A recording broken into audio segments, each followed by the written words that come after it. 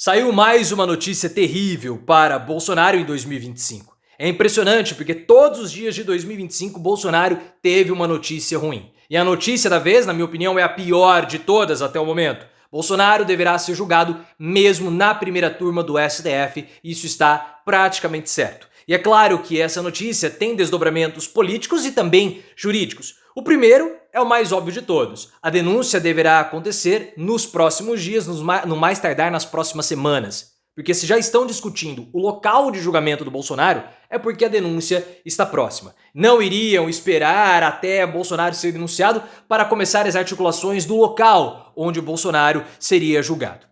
Isso também nos mostra o seguinte: o Bolsonaro ele vai ter um julgamento rápido. O objetivo de Bolsonaro seria ser julgado em 2026, o que não vai acontecer. E também mostra que o ex-presidente está muito enfraquecido, porque Bolsonaro sofreu muitos reveses de enfraquecimento político e se ele tivesse fortalecido politicamente, a vontade dele seria feita e ele conseguiria ser julgado no plenário, o que não vai acontecer. Esse é o momento de prender Bolsonaro. Na sua opinião, Bolsonaro será preso em 2025 ou ele vai conseguir jogar para 2026? O ano de 2025 está sendo o pior da vida do Bolsonaro, na sua opinião? Resuma 2025 em uma palavra. 2025 de Bolsonaro em uma palavra. Na minha opinião, carecão. Claro, por conta do Alexandre de Moraes. Gostou que o Bolsonaro vai ser julgado rápido? Então deixa o like no vídeo e se inscreva no canal. A informação foi trazida para nós foi da Mônica Bergamo, da Folha de São Paulo. A Mônica Bergamo trouxe a informação de que Bolsonaro deverá mesmo ser julgado na primeira turma do STF. Eu já vou explicar o que é primeira e segunda turma, pode ficar tranquilo. Na primeira turma, nós temos os seguintes 5 ministros: Cristiano Zanin, Carmen Lúcia, Luiz Fux, Alexandre de Moraes e Flávio Dino. Segundo a Mônica Bergamo, desses 5 ministros, 4 têm votos certos contra o Bolsonaro a favor da condenação. O único ministro que pode votar a favor de Bolsonaro, porque o voto ainda não está claro, é o Luiz Fux.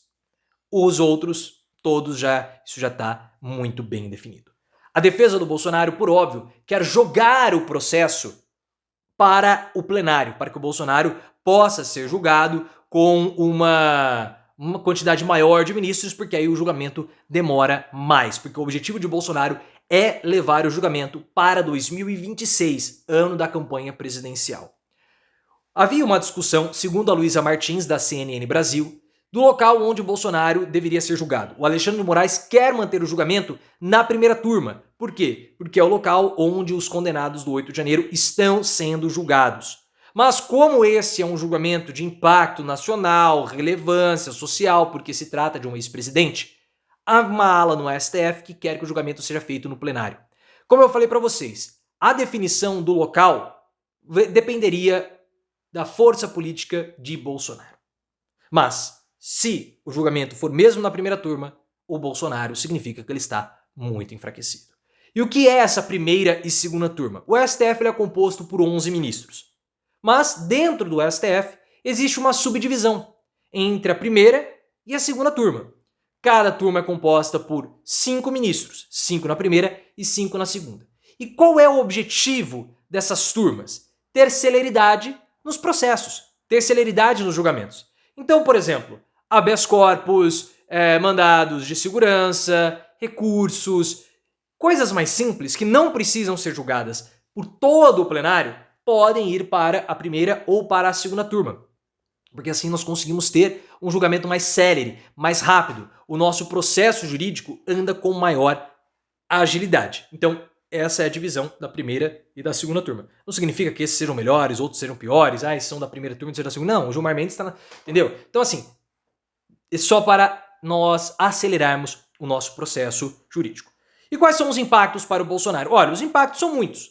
Pelo seguinte, o Bolsonaro, ele tem o objetivo de ser julgado em 2026, porque aí ele poderia tumultuar o processo jurídico, o processo político de campanha, porque ele falaria, olha, eles estão tentando me tirar do jogo porque eu posso vencer o Lula. Em 2025 ele também vai falar isso. Só que é diferente, porque em 2025 nós ainda não estamos na efervescência da campanha presidencial. O assunto da política está mais rarefeito, não está causando comoção nacional.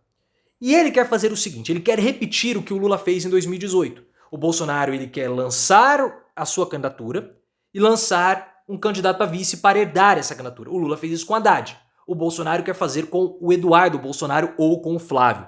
Porque ele pretende, depois que a candidatura dele for cassada, ele pode manter o sobrenome. Essa é a estratégia do Bolsonaro. Só que, diferentemente do Lula, o objetivo do Bolsonaro não é ganhar. O objetivo do Bolsonaro é não ser preso. Se o Bolsonaro for preso em 2025, toda essa estratégia dele perde força. Porque ele quer ficar, como ele já está inelegível, ele quer lançar candidaturas em 2026 e elas vão ser derrubadas, porque ele está preso e inelegível. Aí ele vai colocar uma liminar. Depois, até essa liminar cair, ele continua como candidato. E ele quer se valer do fato do Cássio Nunes Marques ser ministro do STF para poder arrastar essa candidatura até as vésperas da campanha presidencial. Esse é o objetivo do Bolsonaro. Com ele preso, claro, tudo isso fica mais difícil. O outro impacto que nós estamos vendo é que o Bolsonaro queria ser julgado no plenário. Ele vai ser julgado na primeira turma. E por quê? Porque ele não teve força para pressionar o STF o bastante para fazer valer a sua vontade. E nós vimos ao longo de 2023 e também ao longo de 2024 todo o enfraquecimento político de Bolsonaro.